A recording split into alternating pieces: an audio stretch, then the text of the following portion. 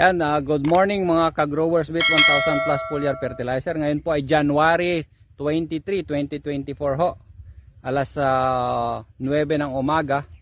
At nandito po ako sa Alibago, at tinitingnan ko po yung mga inisprayan ng ating growers with 1000 plus foliar fertilizer na mais, no? Ito sweet purple po ito.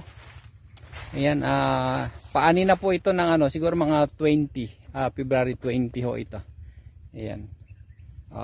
Ganito po kalalaki yung ating ito po yung sweet purple po, yung pangkain na mais naman ho. 2 months lang ho ito. 2 months lang ho. So ito po, tuwan-tuwa naman po yung may-ari at napakaganda daw.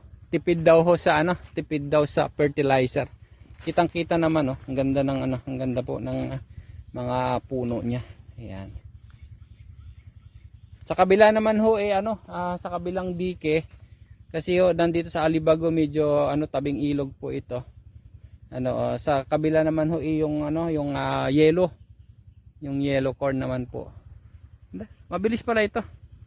Mga ka-farmer, no? Mabilis ang ang harvesting time ng ating tawag nito, sweet purple. So, mga ka-farmer, update po tayo.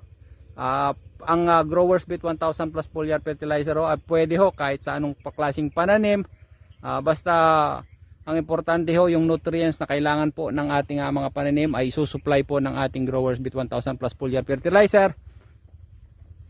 Obserbahan po natin para ho mapakinabangan po natin ng tama, at yung mga gusto pong matulungan at masubukan ang growers with 1000 plus foliar fertilizer, pwede ho kayong makipag-ugnayan sa mga telephone number na makikita po ninyo sa ating screen ho. So mga ka-farmer, God bless po, to God be the glory.